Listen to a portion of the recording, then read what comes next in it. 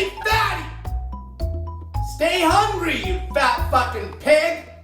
Hungry motherfuckers accomplish shit! Stay hungry! Stress eating is for fucking pussies! Wah! Wah! I fucking stress ate! Shut the fuck up!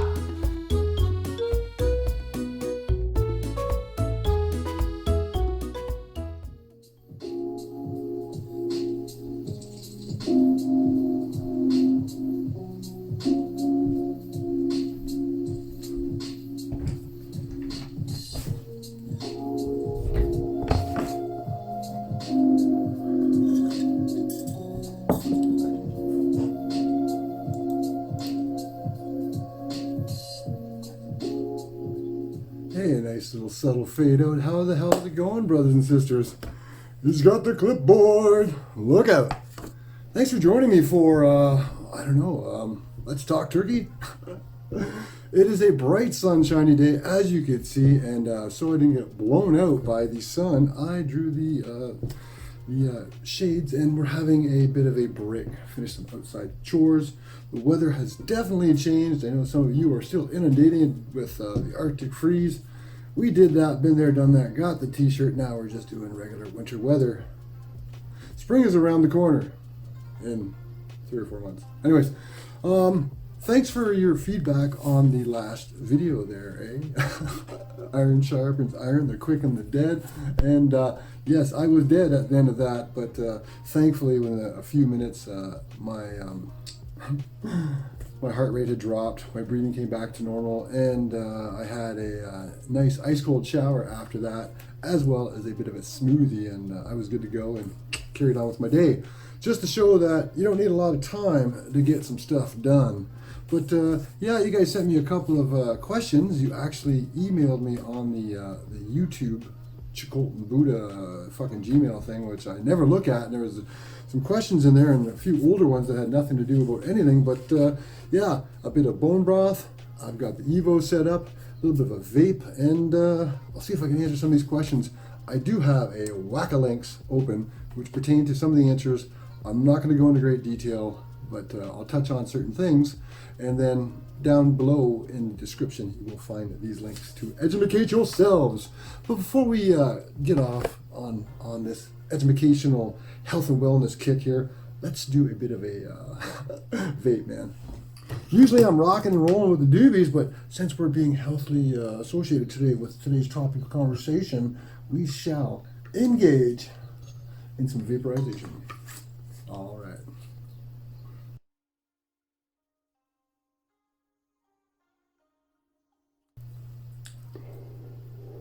And just to quantify a few things, I have been seeking a healthy, active lifestyle for aggressively, so to speak, for the last 27 years.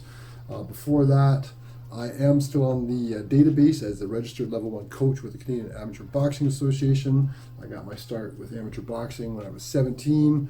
I have done several martial arts over the years, trained in some mixed martial arts, and had an actual fight when I was 42. My wife and I, we both, as many of you know, we pursue a physically active, healthy lifestyle, and that's going to continue as we work our way to the grave.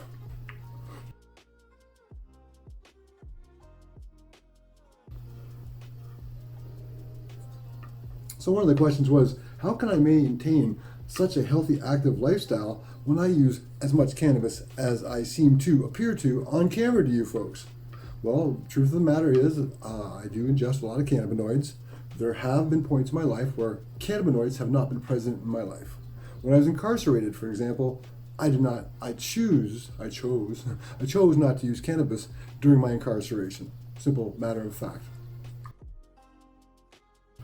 Much like many of the topics that are covered in this video, it all comes down to your level of discipline, what your dedication is, and your desire.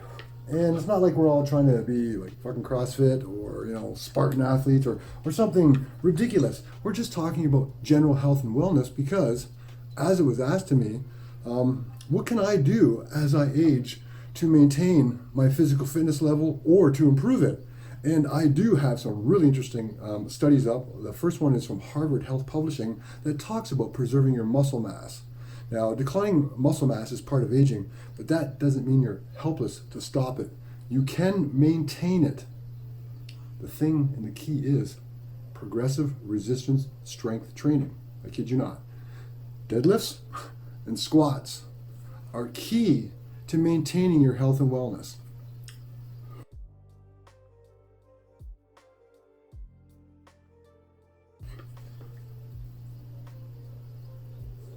Delicious. So after age 30, it says, we begin to lose as much as 3 to 5% of our muscle mass per decade afterwards. Most men will lose up to 30% of their muscle mass in their lifetime. So imagine if you started, you went through life as a very thin person who wasn't very physical, didn't have a lot of muscle mass per se. It's not talking about being Joe Bodybuilder, but just having muscle mass. As you age, what you have is going to go, and that's going to leave you with a degree of fragility, which is why they say that you should implement strength and conditioning training, especially as you age. Oh, that's great.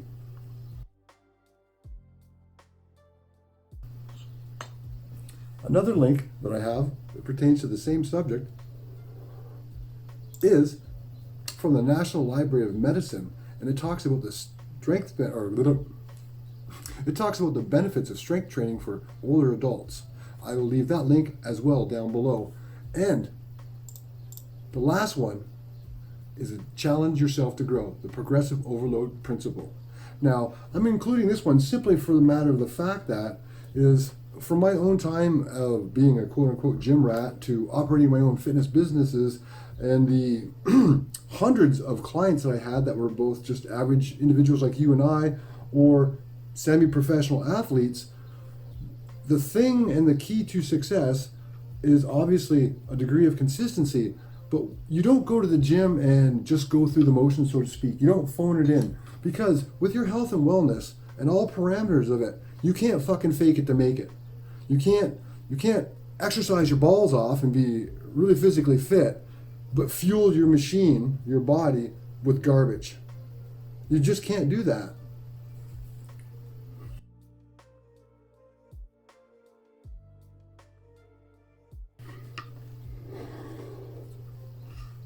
Wow. Great little desktop unit. Woohoo! To the moon! All right. So, if you're brand new to fitness, you can engage in some soft arts.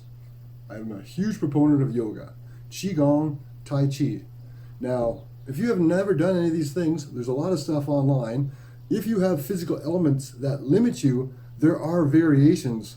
So you can offer pretty much any excuse as to why you can't do it, but at the end of it, it's going to come down to you making the choice not to do it. If you have the chance and the opportunity and you enjoy it per se, swim. It's probably one of the best rehabilitative exercises, full body exercises that you can do. It literally exercises every muscle in your body as well as your cardiovascular and your respiratory system. Get in the water and swim. Doesn't matter what level of fitness you are. If you just get in the pool on a flutterboard and kick your legs, it's a start. Do something. That's the key. Empty cans making a lot of noise. Well, I think that lends itself to just going through the motions, the fake it to make it crowd. I'm doing this, and examples. When I used to go to the gym, there's certain gyms I belong to where on certain days of the week you'd see a bit of a crowd that would be, I'll give you an example. Fitco in Duncan. I bet you go there now on Fridays, you will find guys, because it's arms day. Do your arms on Fridays. What the fuck?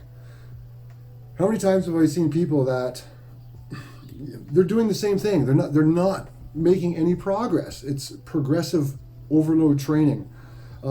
If you can do 10 push-ups this month, 6 months from now, if you're training on a regular basis, how come you can't do 20? Same with chin-ups. I've known people back on the island when I trained, and I worked with them for the longest time, and they could not do a chin-up for their life. Even using the breakdown of doing negatives or using suspension bands or what have you, they just get to a point, and this is the muscle that fails. This is the weakest fucking muscle right here. You need to have control of this.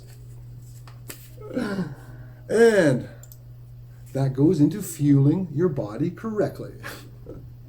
So we are what we eat. What you ingest today is your fuel for tomorrow. Plain and simple. I once upon a time, when I wanted to be a bigger muscular person, ate a ridiculous amount of food every few hours. Now that is totally unnatural because our species over time, rarely have we had the luxury of eating like that.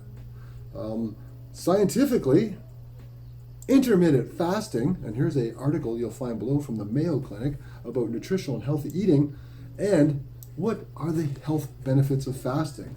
Now, you don't have to fast every day. You can fast every other day. You can fast once a week. But the key is to fast. Cell autophagy happens. Now, if you're just fasting, but you're not exercising correctly, you're selling yourself short. Or if you're exercising correctly, but you're not eating right, again, there's 2 or 3 different parameters that come into play that if you don't just sort of hit them on the button, you're not doing it correctly. And what do you mean by not doing it correctly? You're not putting all the components together to be the most beneficial for what you're trying to do. Because when you exercise, as you saw in the video, at no point in time during that quick and dead was I fucking thinking, oh, this is delightful. I'm having a great time. Whee! No, that didn't fucking happen. It sucks, okay? On fasting days, there's periods when you're fasting where it sucks. Some fasting days are worse than others, but it's a degree of being uncomfortable that you have to embrace. It's about growing. It's about that state of flux. It's about the evolution. So you will find several links below about intermittent fasting. Try it out. Try the 16-8. You don't eat something for 16 hours, and for an 8-hour period, maybe you have 1 or 2 meals. 1 or 2 clean, healthy meals. Now, this is huge. Bone broth is huge. This is not a cheap product that's in this glass because it is a organic powdered product. It's augmented with a turmeric, pepper, ginger mix. Now, you've seen the soups that we make. Those soups are making wonderful bone broth where we leach all the nutrients out of the skeletal mass of the carcass. And that lends itself to some really, really good stuff because in this day and age with so much processed food, our gut biome is taking a shit kicking, and it's having a detrimental effect on our overall health and wellness. So you don't have to eat a lot of food, you just have to eat real food. And eating healthy, if you eat a lot of food, can be expensive, but if you had $10 a day, every day to spend on food, how would you spend it? Would you buy something that you could cook quickly, or would you buy something that you could sort of put together? One day you're buying eggs and this, the next day you're buying this and that, the next day you're buying some vegetables, the next day maybe you're buying a little bit of meat. Over the course of that week, you'll be able to put together small meals. Buy a small roasted chicken. You can have the chicken, you got the makings for soup. It's that easy. Anyways, I could go on and on with these questions, but I think you get the gist of it. Just talking turkey with you guys. I got a good buzz off my little vape break. I'm going to work on my bone broth and get back outside with chores. So if you guys got any questions, leave them down in the comments below or continue to email me. Keep training hard, training smart. Peace.